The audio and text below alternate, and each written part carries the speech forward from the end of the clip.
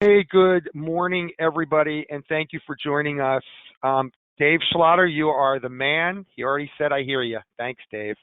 Um, Welcome, everybody, and thank you for joining us for another webinar. This one focused on HR considerations during the COVID-19 emergency. My name is Mike Burke. I'm the Executive Director for the Pennsylvania School Bus Association. Christina DeLisi, our membership coordinator, is also on this webinar as well. She's going to be monitoring the questions. And of course, we're going to be getting to Grace Kelly, our presenter, in just a second. I would like to start off with a few reminders for everybody. First, remind you all that you are all in what we call listen-only mode, which means we have muted all of your microphones. We do that because with a large number of folks we have on these calls, it does get to be a little bit difficult to hear the background noise. So we keep everybody there. Everyone has pretty much become accustomed to the ask a question function that we have. So we do ask that you use that when you are trying to pose a question. Also, a reminder, if we don't get to your question, we will add it to our FAQs, which we are working on, and to get those published. And you'll also learn a little bit more later on in the presentation about your opportunity to sign up as a member to bring your individual specific questions to our friends at RC Kelly through the Business Council Program hotline. Reminder also, this webinar is being recorded and a link will be made available to you in an email you'll get following this webinar, usually a little later in the day, as well as what's available on the members only section of the PSBA website. So I'm going to get to my advocacy update, which we've been doing as a regular function of these webinars. I'm going to keep it short for this one, since most of you have probably been updated already on everything going on. With great assistance, again, from our friends at RC Kelly, we're getting a lot of phone calls. We're trying to respond to questions that relate to both the state law that was passed, Bill 751, which is now Act 13, as well as the federal legislation, including the CARES Act, that has been signed into law. Just so you know, as questions arise, we will continue to seek guidance from PDE or from legislators who drafted the bill where we need to get some specific clarity. But again, as you have specific questions related to your situation, reach out to us, particularly if it's more likely a legal consideration. We urge you then to contact RC Kelly. Again, this is fluid, evolving. I had one legislative staffer describe this as greater than fluid, so I don't know what that even means. But just keep us informed about what's going on in your area, and obviously we will do our best to get back to everybody and keep everybody informed on what's going on. With regards to regulatory issues, Grace will be reviewing much of what's happening particularly on the national front, but on the state level, we just wanted to let you all know that we did submit a letter on behalf of the industry to PennDOT requesting waivers on items such as school bus endorsements, school bus physicals, and that includes medical waivers, as well as looking at school bus and vehicle inspections. This request was made after we had some discussion with PennDOT attorneys. We did hear from our contact at PennDOT this morning. These are in the pipeline. We are expecting to hear back from PennDOT shortly, and as soon as we do, we will get back to all of you. And I believe Grace is going to touch on some of the other federal waivers and how that impacts your business. I will also remind you that a lot of information we are posting on our website under the members, not on the members only section, under the hotly useful link section, under the newsroom tab. And that is a whole COVID-19 section that is there. Again, on the PSBA website, the notices, again, I mentioned regarding the webinars are in the members only section. If you don't have access to that, let us know. The other items, such as what's coming from FMCSA, links to CDC, et cetera, are in the newsroom section under the links section. With that being said, I'm now going to pass the baton over to our presenter today, who I believe most of you know. Grace has presented on past webinars and has been a frequent presenter at convention as well. So I'm going to introduce to you Grace Kelly from R.C. Kelly Law Associates. Grace, thank you so much for being here. The floor is yours. Good morning, everyone, and thank you, Mike. I hope everyone is well as we struggle through some of these New World Order items. We have had a lot of regulations come down, a lot of dense conversations over the last 2 weeks, if you've been on some of our other webinars. So today I'm going to concentrate both on the employee compliance side, but also bring some of the humanity to the conversation, because that's why we're talking about HR, some of the humanistic side of what we're doing. So I have to give you my lovely little disclaimer that's there on the screen. This is training. You need to consult with your legal counsel about your particular circumstances. And we all know, as Mike already said, this is an evolving issue. My plan is I have maybe 8 slides I'm going to run through. I'm going to try and get done in 30 minutes or less so that we can spend a lot of time asking your questions from the field, because I think that's going to help us all. As you guys, we now have these documents. We have the CARES Act. We have the Family First Act. We have the SB 751. Now, how are we operationalizing it, and what hurdles are we running into? Because as we know, as they write it in their offices, and we thank them for doing the hard work that they did to create these pieces of legislation, to actually operationalize these things often opens up more challenges that maybe were unintended or just weren't thought of yet. So here we go. So Family First has been out now for a whole 2 weeks. Sure, everybody went on Rich's other webinar, but if you have not, and you need some guidance on the Family First Act and how it lays on top of FMLA, we have the decision table, and again, that's at www.rckelly.com/COVID-19 update. So you will see that here. I have it on another screen in case questions come up. We'll be able to pull up that decision grid. It is for all employees who have not been laid off, and we'll talk a little bit more about that later. There was a lot of questions when it first came out. My employees are already laid off. How do I pay them this 2/3? And there was a lot of confusion. So this is only for the employees who remain employed and at work. It starts April 1st, so yesterday. One of the requirements for my HR friends is, like a lot of other statutes that come down, there is a notice requirement to employees. So I have this little, I don't know if they can see my cursor as I'm pointing to things. But anyway, you have a notice to employees that you were required to post. I'm not sure how many people are still alive at your offices, but you're going to post it there anyway. And you're going to deliver it remotely to anyone who is obviously as part of your group. Mike will actually give you a link to that with the rest of the materials from this webinar. The other thing that we're reminding people is you don't want to do this wrong. So it's very important that if you have someone still that's working full time and they need to take some time off for any of the reasons listed under the Family First Act, that we do it correctly. There is personal liability that applies under FMLA and ADA, as well as retaliation. So again, those should be common practices for us in the HR department. But if you have any questions about that, please give me a call. And of course, most importantly, as we always say in HR, document, document, document. If you have somebody that was exposed at work and they are going out and they're going to get paid under family leave, I'm sorry, I guess at that point they may get paid under workers' comp, because there's always that. But their child is home, and you need to document that they're going to stay home with their child. Or, as we know with FMLA, it could be intermittent. So it doesn't have to be an all or nothing thing.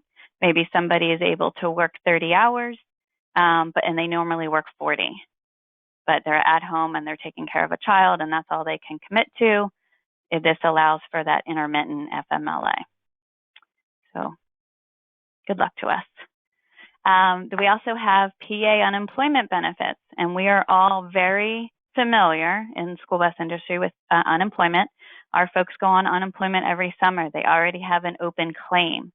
So when school closed on March 13th, and God bless our legislators, we didn't have SB 751 yet, I would imagine 99% of our school bus drivers went and signed up for unemployment.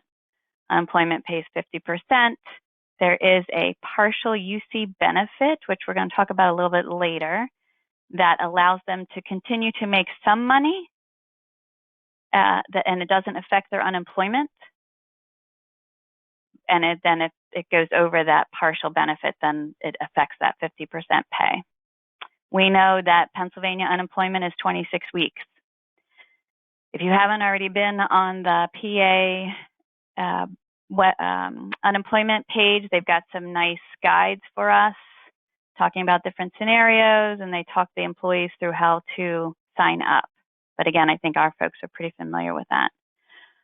On the other side, so then here comes the CARES Act that sits on top of unemployment benefits.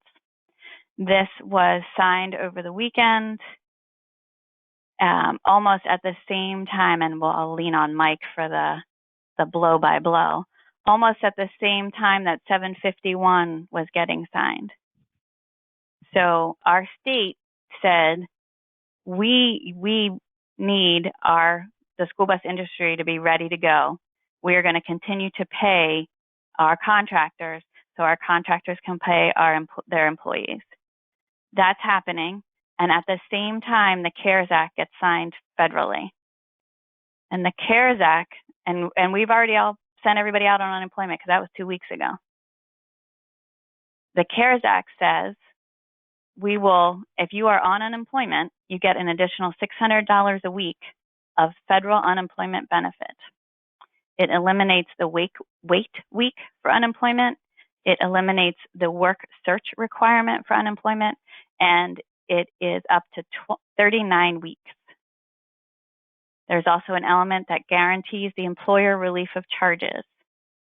We still don't know whether that is going to be just a blanket relief or if we are going to have to request relief of charges, which all of my HR friends are just now making an unhappy face for that because we know how much paperwork that involves. So we do have a CARES Act decision table also that goes through some of the other elements that came in under CARES, which is the Paycheck Protection Act, the Employee Retention Credit, the Educational Stabilization Fund, which is all important to us, and that's under that table. And then it goes through some of the decisions around, do we leave people on unemployment that are already on unemployment? Now the state has said, bring them back because we will pay you if you bring them back. We have employees who are saying, no, thank you. I will make more staying on unemployment than if you pay me. Because if we pay them, if they stay on our payroll, they will get 100% of their pay. But if they go on unemployment, they will get 50% of their pay and $600 per week, which I'm sure many of you have already done this math. They will get paid more to stay at home. And this has a rippling effect to us in the school bus industry because we're not worried just about our drivers coming back, but we're also worried about the 15% of turnover that we experience every September, or 20 or 25%, depending on your operation. And how are we going to convince people to come take our part-time job if they're getting paid more to stay at home? So it's created some real angst in our industry and in many other industries. The $600 per week, the way it is written in the statute, is not prorated in any way for full or part-time. Now, as we know, once the bill or the bill is signed and becomes law, then we get a lot of regulators who will come in and interpret the law and tell us how to apply the law. I have not seen anything yet, again, it's pretty new, that says that $600 is going to be prorated for part-time or any other version.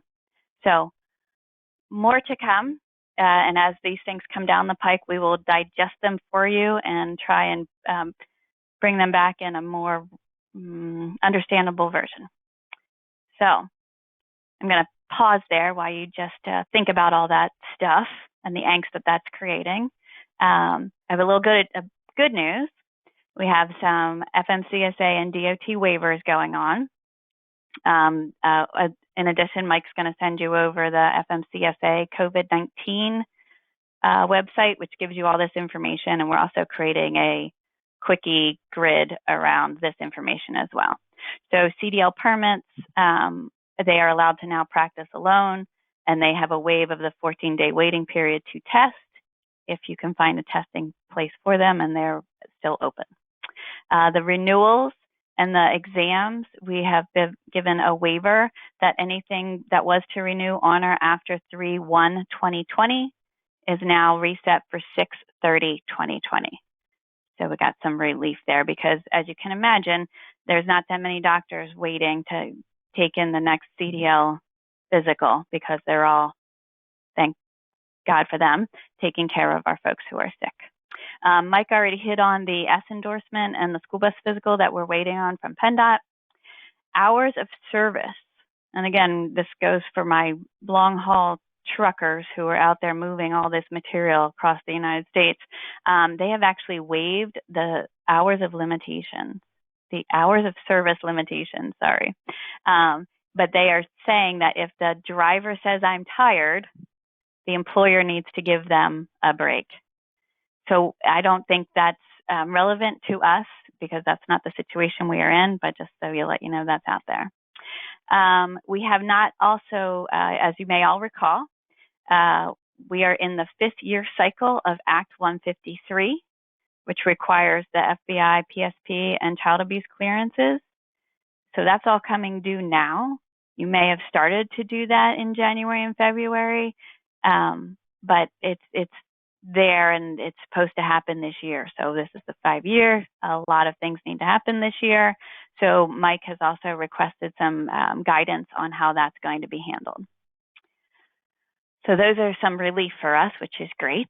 Over here in the red is what is not waived. So your drug and alcohol screening is not waived. You must continue to do that. However, they have given us guidance around the random testing.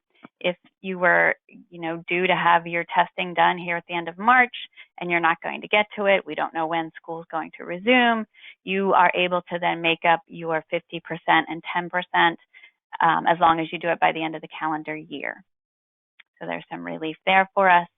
Reasonable suspicion, I just want to hit on that. That has not been waived. You have somebody that is out there delivering meals for you, or they're delivering schoolwork, whatever it is that you all are out there doing so wonderfully.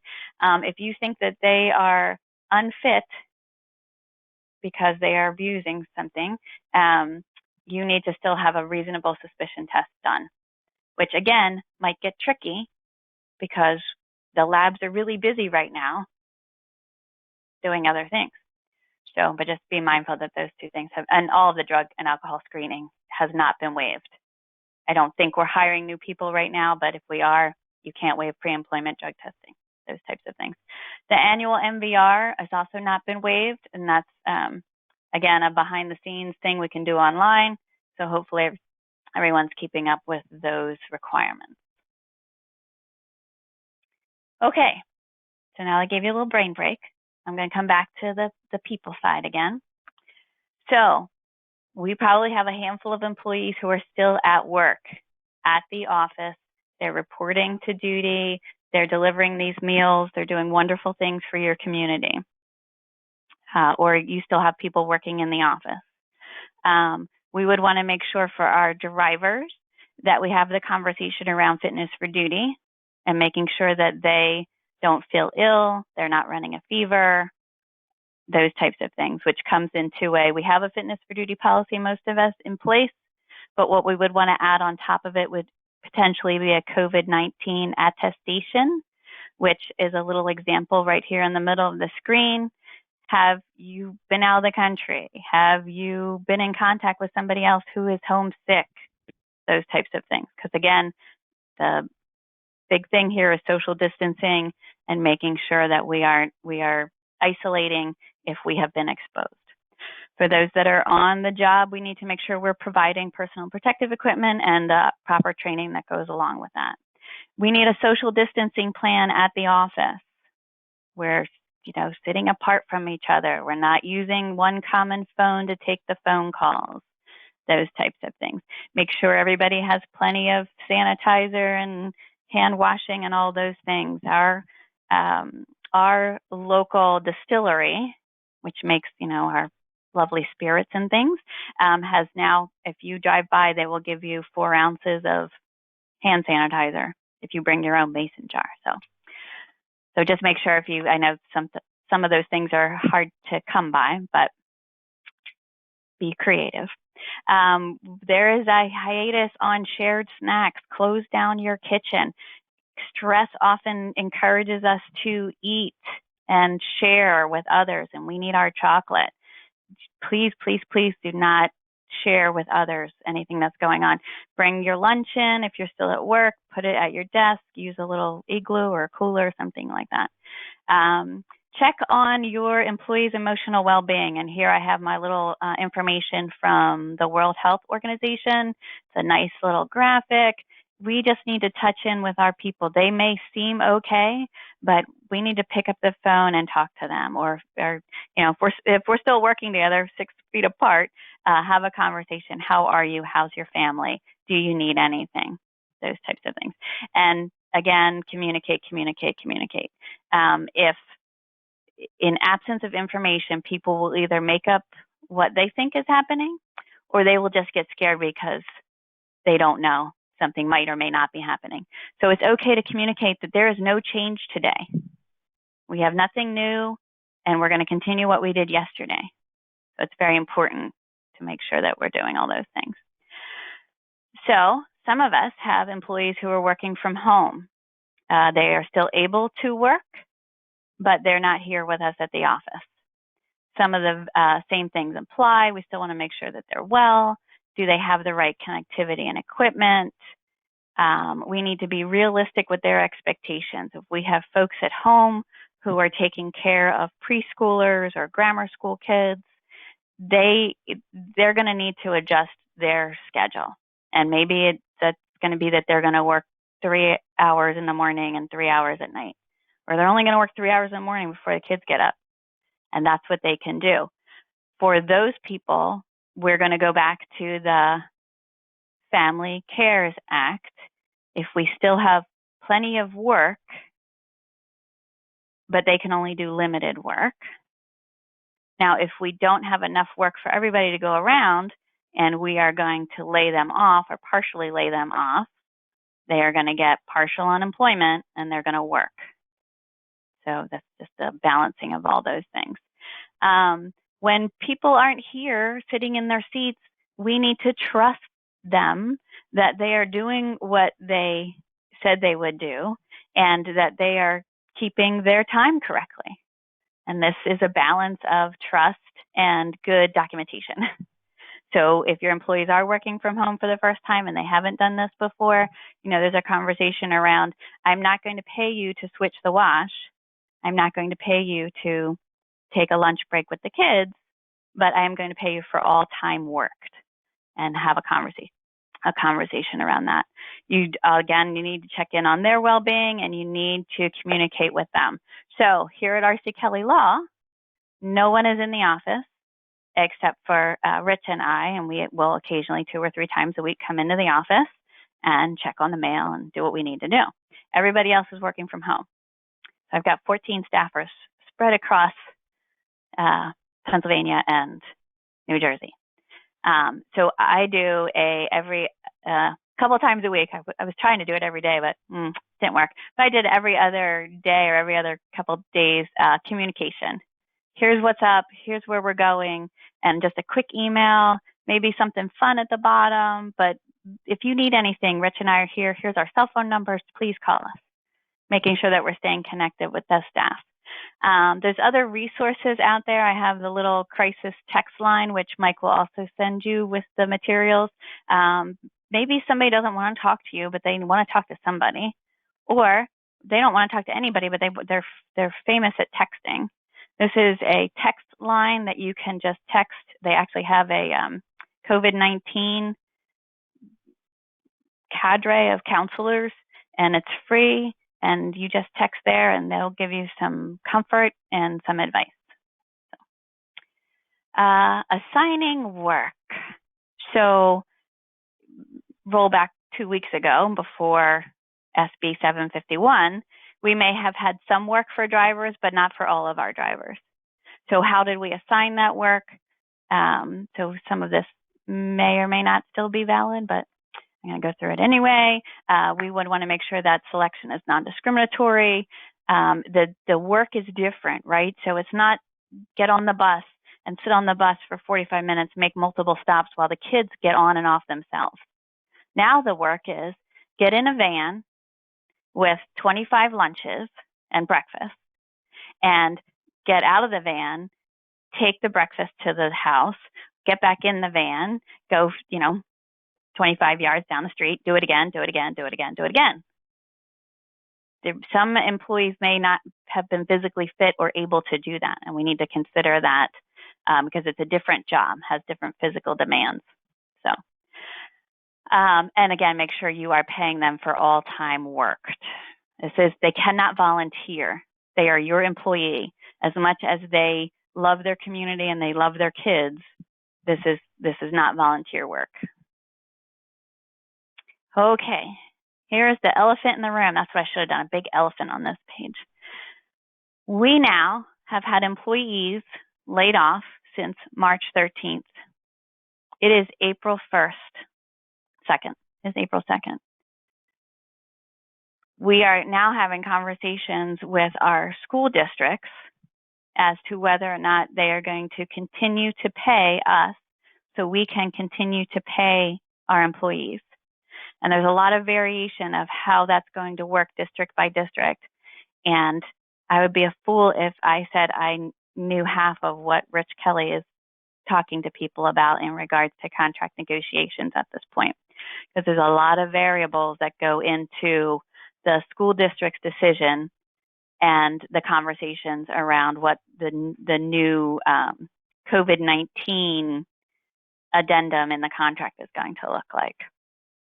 So at some level, many of you are going to be asked to take your drivers off of unemployment and bring them back to work and pay them 100% of their pay. And I pause because I wish I had the conversation going on here. I know that some folks are having great success with that conversation, and when we have time, maybe if they chime in and say maybe how they have worked through this. Others are experiencing some challenges when they go to have this conversation with their employees. So it's a really difficult conversation, I think.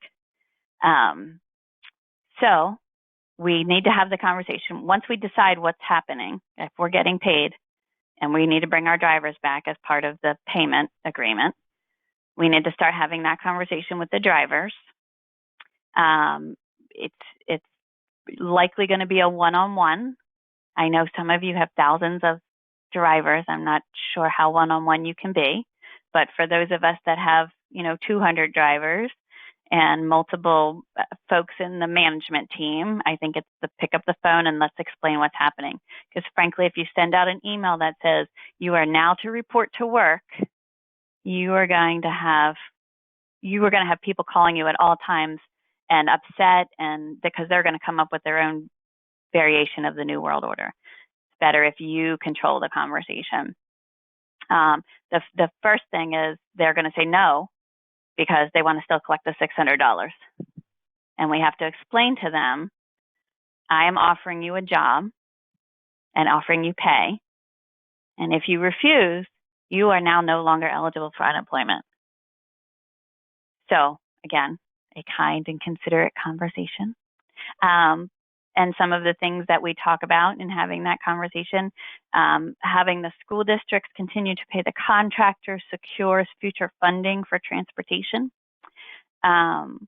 It goes back to, this is our job. We want to be ready to return to work. We want to continue the process.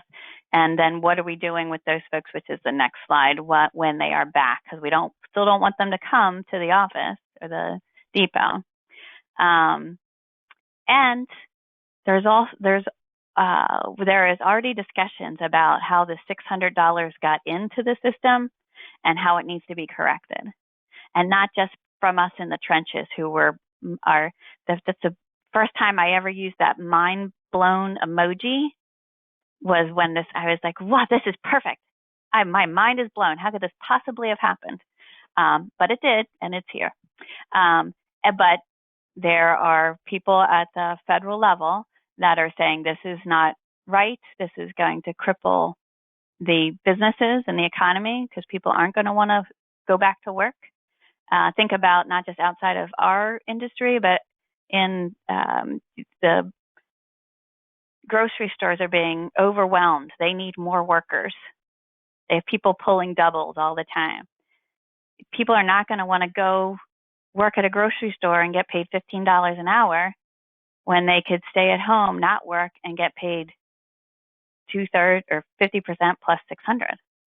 It's just the math.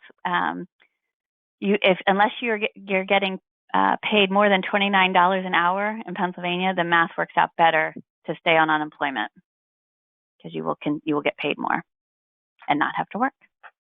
So tricky times, and unfortunately, a cross we need to bear. So I'm going to pretend that the conversation happened and your driver said, absolutely, I am there for you. I get it. I'm going to be part of the team. And the conversation went really well. And by next week, they're off unemployment and they're back to work for you. Now what? What am I doing with these folks? You want to make sure that they understand that they need to be ready and available for work, including drug and alcohol regulations. As you can imagine, Rich and I are doing some extra hours, as is my entire team. So they're all doing a fabulous job. So I started walking home at 7 o'clock last night. And near our office, we have a really cute little community. And I'm walking by and I absolutely smell pot. I'm like, wow, this is an interesting time because it is very stressful, right? And so some people choose different de-stressors. But we want to make sure that we're having that conversation with our drivers. They may think, oh my goodness, we're not going back until September, which may happen. We don't know. But they are continuing employment as a CDL driver. They need to be mindful. We need to talk about, is there the ability to do some training while they are on the payroll? What does that look like? Does everybody have connectivity? Is there technology challenges? We know that many of our employees have already been retired and they're in their 70s and 80s, and maybe they didn't pick up computer skills before they left their other job. And now what are we doing? How is this working? Is there it truly depends on how many hours we are paying them for and how much training or education we can provide to them in a remote way. I'm sure many of you got the school bus safety company email that went out this morning. They have lots of training online. If you have already bought it by DVD and it's at your office, they will work with you to get you the online versions so that you can disseminate that to your team. Some folks, again, depending on the conversations with the school, how much they are going to pay you for your drivers, how much they're not going to pay you, may be some version of, I'm paying you for a couple hours a week and you're going on unemployment for the rest. So there's going to be some coordination of benefits that we're going to need to figure out as all of this continues on. Then I have my two stay connected. Not everybody has email still today, 2020, but it's true. And so do we have everybody's cell phone? Are we able to send out a message? How are you connecting with these people to make it a little more effective and efficient for you once you get everything set into a system? So when you're on the phone having that conversation with them, ask if they have an email address, ask what their cell phone number is, all those types of things. Okay. Well, I did pretty good, Mike. Yes, you did. We're at 37 minutes. 11:37. So I have some questions. Okay. If you'd like me to go that direction. Absolutely. And we'll see some of these may be ones that we need to defer, but let's go through them and you can let me know. So first question, couple questions have to do with, okay, so first question, our school district has offered to pay us 90% of our monthly payment, stating that the 10% they're taking off is for fuel. They do not pay us for fuel as it goes. Can they actually withhold 10% even though they do not pay us for fuel? That is a great question. I forgot to say I am not an attorney. So that definitely we can help you with that question. I'm sorry, I'm just not the subject matter expert to do that. So your choices for that caller is either to text or email that question to help@rckelly.com, or you will get a link with this email. We opened up a hotline. So like you can go online and make your hairdresser appointment. You can go online and schedule time to talk to somebody at the R.C. Kelly Law Office. So okay. Perfect. Next. Perfect. And I think the next one may be similar. It deals with homeless billing, which is separate from our rates. The 751 include our monthly billing for homeless runs.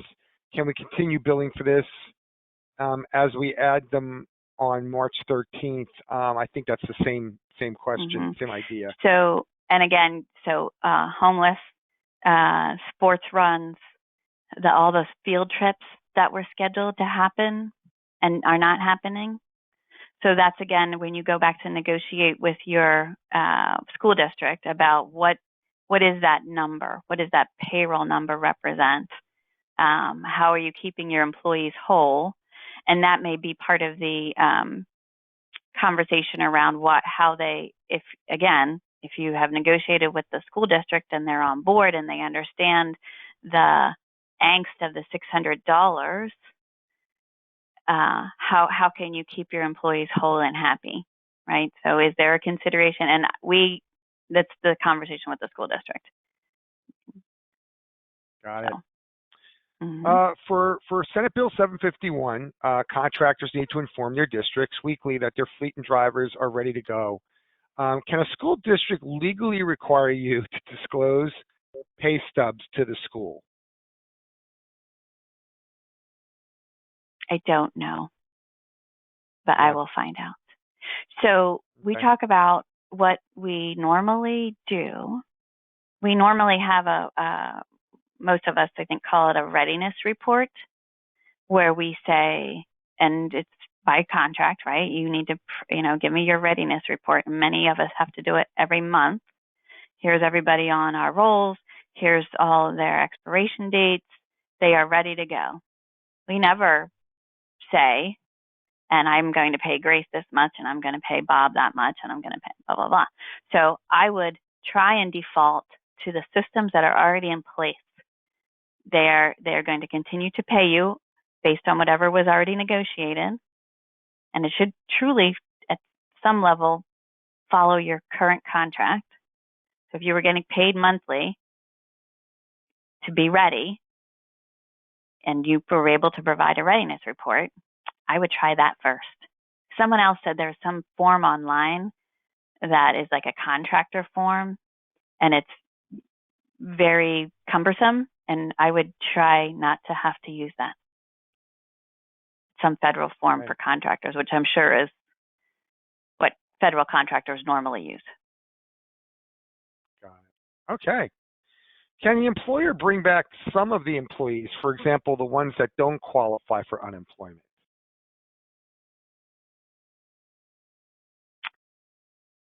So I'm not really sure why someone would not qualify for unemployment in this scenario. If the school is going to pay you, nobody qualifies for unemployment. If the school is not going to pay you, you don't have work, everybody qualifies for unemployment. So that person should probably get a hotline appointment and better explain that question to me, and I'm sure I will be able to help them. Yeah. The employee didn't qualify because they hadn't been working long enough. They had not worked 30 days, because that's the new threshold is 30 days. Let's see if we... So before, we would have to, there was show me your last three, there's a financial determination. Oh, and that's good. Person said didn't know there was a new threshold, so you answered the question. Perfect. Excellent. Good. Beautiful. All right. Is the COVID-19 attestation form available? Yes. We will put that in the documents that we're going to send over. Okay, great. Our CDL drivers normally would have additional income transporting spring sports. If we can financially, could we pay the CDL drivers an additional amount to cover a portion of this charter pay to ensure they come back? Yes. You can pay anyone more money if you can afford to pay people more money.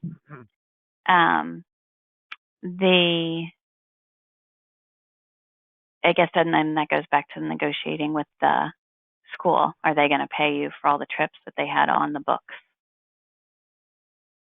Right. So, yeah. Our district has agreed to pay us 85% of our contract. We are to pay our employees standby wages. Do you have a sample letter that our employees could sign? I don't think so, but I think that's something that I could ask legal to work on. Yeah, I think we have not had they yet. were. Yeah, I thought that was something that that Rich was talking about in the last webinar. I'll have to double check though. Yeah, we can double check on that. And I think that I do think that's a great idea, because then in that standby wages, it is you want them to do X amount of training or whatever you can set up to do. There's some requirements to be standby. And for those of you that have work, there's a requirement to do that work, help deliver the meals, help do these things. Another question. When we figure the amount of a driver's wages, do we account for the missed activity runs and ASA? So that needs to be a conversation with the school district. I would hope yes, but Yeah. Comment that employees may not qualify for unemployment compensation because they outright lied previously. That was just a comment to the other question. That is true. If they have committed insurance fraud in the past, workers or unemployment insurance fraud. Let me get to this. This is a little bit of a longer question. We are leaning toward paying our employees 100% their daily compensation for the days they are not physically working for the remainder of the 2019-2020 school year. For those employees who have already signed up for unemployment compensation benefit and possibly received monies, how will the compensation they receive from UC be affected when they receive their full pay from the contractor? Basically, they will possibly be paid double for however many days they received. You see. Yes, that is true. So the normal process, I know we are in abnormal times, but the normal process would be that if they received wages under unemployment that they should not have received, there would be an offset on future claim. So if they receive 2 weeks now for the end of March, and this is a whole nother question, Pandora's box, come June, when they would normally go on unemployment because school is out, they would take the money from that next claim and they would have to pay it back to workers' comp, or they just wouldn't get that amount. So there's already a process for that. How they plan to do that this time is yet to be seen. But normally, there's a payback on future claim. Okay. According to some organizations' interpretation of the Act 13 law, Senate Bill 751, if the employees are already furloughed, it is too late for the districts to get funding, ? Or is it too late for the districts to get funding? No, because it's happening.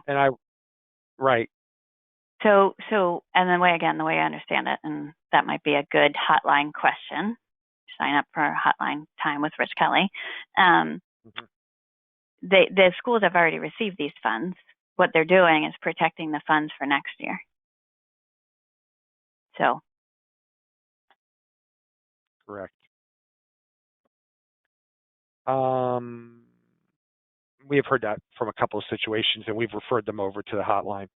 How about salaried employees, full-time versus regular drivers, part-time? Is it discriminatory to have paid my salaries for these 3 or 4 weeks, I guess, to those folks, but not to the regular drivers because the school district is taking forever to decide if they're going to pay me?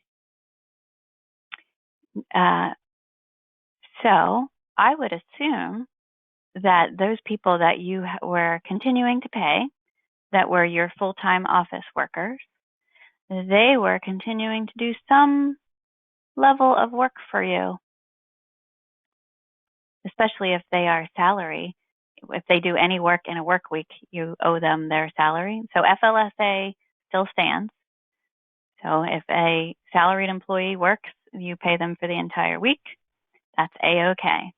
If a hourly employee is working or checking their email or being available to you, then you can pay them. So, and I don't see any problem with paying your office workers while you had to lay off your drivers, because there was a lot of, and there still will be, a lot of office work, like creating the readiness report, helping with this payroll calculations that we're doing for the school districts, communicating with the drivers once we are going to go down the path of, hey, now what's happening? Even connecting with the driver. Okay, we're going to split it up. We have 200 drivers. We want to make sure that every driver gets a call once a week. So that's happening. Follow up from the same person. Could paid time off apply? Your company paid time off can apply to your full-time office workers who want to just take time. You have work for them. You need them there for the 40 hours.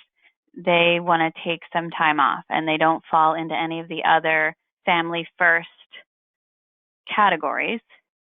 They can just take time off and be paid under your company PTO policy. If a school district has stated they don't want to pay employees since they will get more money filing for unemployment, how do we fight that? So the school district is saying, we don't want to pay your drivers, leave them on unemployment. Did I paraphrase that correctly? Yeah, absolutely. Okay. Well, so I guess so again, great hotline question. because what we would want to do is assure that you, the company, are at least getting some monies from the school district to cover your fixed costs. And that's, again, a negotiation. I don't believe that that's going to happen a lot, only because they're going to want to secure the funds for next year. And that's a hotline, because he can explain it much better than I can. Yeah. I mean, and I will say that the point that we made with that was, and a point you made earlier was, we wanted to keep the fear of our drivers not returning once they left the workforce, once they left our employ, once they were out. Really thought it, keeping them paid, kept them engaged, et cetera. So, but yep. Okay. Can you pay someone that's on medical leave? You would have to follow your current company policy. And I guess the question is, are they on medical leave because of COVID-19, or are they on medical leave for some other event? So if they're on medical leave because of COVID-19, they would fall under the Family First Act, and you would be required to pay them. However, you get a tax credit for that payment on your quarterly taxes. Okay. They were on leave before, by the way. So then you have to follow your standard company policy, which I'm assuming is unpaid leave. For they're out on maternity leave, they had their knee replaced, things like that. Okay. My husband, who owns the company, and myself are both salary. We cut our salary in half for now, so we can show that we're also taking a cut in our wages. But we are still working and putting in hours at home. Can we continue to collect pay moving forward? Yes. You're still working. You're still working. You pay yourself a salary. For those people, and so I don't know how this is going to work for those folks that are getting their entire payroll protected by the school, because there's also this payroll protection program. But I don't, that would be, again, double dipping. So if for some reason the school is not going to pay you for your payroll, and you have other people on payroll that you need to continue to employ, there may be some relief under the Payroll Protection Act.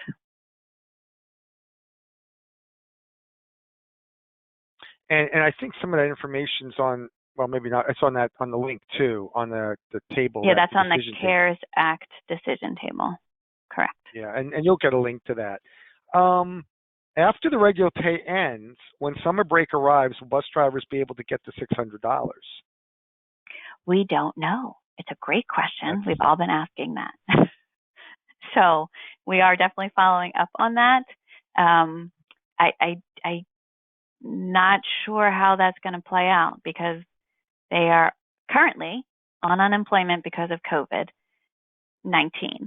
The CARES Act, where the extra $600 comes into play, is because we have a federal pandemic. So if we no longer have a pandemic come the end of June, that $600 goes away. So then they would just collect their regular unemployment.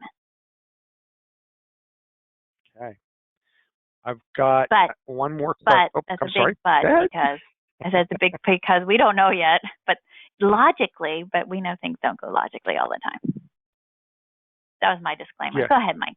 Yeah, guys, a good disclaimer when dealing with the government and all. If the employee is collecting unemployment, is the company allowed to pay a supplement to the amount they are collecting? Everything is up in the air at this time as to what the schools are going to be paying us. Mm-hmm. You can, but there's no, so that's a paying above and beyond. And frankly, if they are on unemployment and they're getting 50% and they're getting the 600, and you're making them whole out of your pocket, they are already whole plus. So not that I don't want you to be generous, but remember that they're already whole based on this extra $600. But there's nothing that prevents you from doing that, and there is no tax credits for doing that. So you're just on your own doing that. Okay. Well, we're coming up at close to noon. I don't see any more questions in front of me. Wow, and again, we did it. I don't know. We did it, and everyone is going to get a link to the R.C. Kelly Law Associates BCP hotline. Oh, wait, I have one last question. Here we go, one more. If you have time, one more. If you bring back your drivers and you still have some office staff on furlough, what are your thoughts about bringing back the office staff? I would bring back everybody. Everybody would be asking under 751 payment for all your employees. So to the level that they are actually required to report in and do work is going to be a matter of how you're going to operationalize this. Because we do not want everybody coming back to the physical office because we're still trying to flatten the curve. So this isn't just because we're going to put them back on payroll. And I would say yes, you would, because so I guess it depends on if you are being paid for that office worker under 751. I don't believe that you can leave them on unemployment and not pay them. I think that would probably, the school district would give you a side eye if you did that, because you then are double dipping. You're getting the money, but you're not paying it to the worker. Got it. I thought I answered. I had asked, someone asked me if we had covered this question that they asked. I thought we did, but if you don't mind, I'm going to just ask it one more time, Grace. When we figure the amount of drivers' wages, how do we account for the missed activity runs and ASA? Yep, it's a great question. I thought we did, but because this is the time of year where this is where we make our money, and so we can survive the summer, right? Because we have all these trips, we have all the sports, everything that we were intended to do. It's part of the negotiation with your school district, what they are including in that figure when they say, yes, we will pay you. Okay. And one more, how can we bring people back? How can we bring people back if we're supposed to stay home? Isn't that going to be touchy due to non-essential work? Yep, great point. So you are putting them back on payroll, but you are not having them come to the office. So whether it is they are required to, I personally think it is fair if they are getting full pay that they should be required to do something to maintain their skills and their work, right? So for the drivers, that takes the form of training, online training, or, pick up the phone. I don't know. They should do something, but that's just me. But yeah, nobody comes back to the office. Nope. Everybody still stays home. If our district's pissed for drivers, do we have to backdate wages to March 13th or move forward from today? So that's a conversation about what they're doing. When are they going to start paying you for? If it's going to be the whole time, then you don't it's going to be a conversation with the district, because if these people have already received unemployment pay, you need to decide whether or not you're including those 2 weeks, and then they have to go to unemployment and say, I need to tag this to future claim. And I say that with tongue in cheek because I don't know how many people are going to do that correctly. And then you pay them. Or the school district says, well, everybody's already been paid for the end of March because they all went on unemployment. Let's start your payroll back up March 30th or whatever the case is. Okay. This will be the last question here. I know there's a couple others coming in. We'll have to get everyone else. Only have one.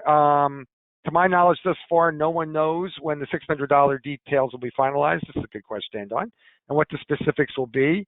Doubtful it will be retroactive. Should we proceed as though the $600 is not in the equation yet? So if you go back a few slides, that's part of the who knows what's going to happen with that $600, because if anybody's watching the news, they're all talking about it, and they're all saying, how did this happen, and how can we fix it? So I think that's a fair part of the conversation to have with the drivers when you're trying to have that conversation. Oh, I guess I didn't put that on there.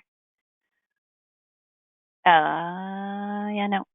Oh, yeah, the possible changes in the federal unemployment. Yeah. So, yeah, I think it's a fair part of the conversation. I don't think we can say flat out it's going away. That would be disingenuous. But we can say, we don't know. But here, I know that I can pay you 100%. And you're required to come back. If the school is paying you, the drivers are required to come back.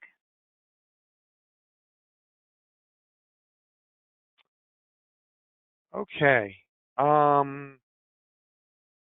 We're going to end it there, folks. Grace, did you want to go back to the hotline? Oh, yep, sure. And you're going to get a link from us with other emails, with an email with links to a variety of sites, including a link to this hotline, or you'll see the email that's there in front of you. Grace referred to it a number of times. There's great assistance there available to the members. And again, we thank you, Grace, for being here to help. This was an aspect that we knew we needed to touch on with regards to everything that was going on with regards to the situation right now. So we thank you, Grace. Everybody, thank you again for being here. Keep in touch. As always, the office is only a phone call away, and we'll do our best to keep in touch with all of you. And again, watch for the email a little later on today with a link to this webinar, as well as the information that we've talked about on the call. So Grace, thank you very much. We appreciate it. You're very welcome, and be well, everyone. Stay safe all. Be well. We'll talk soon. Bye-bye.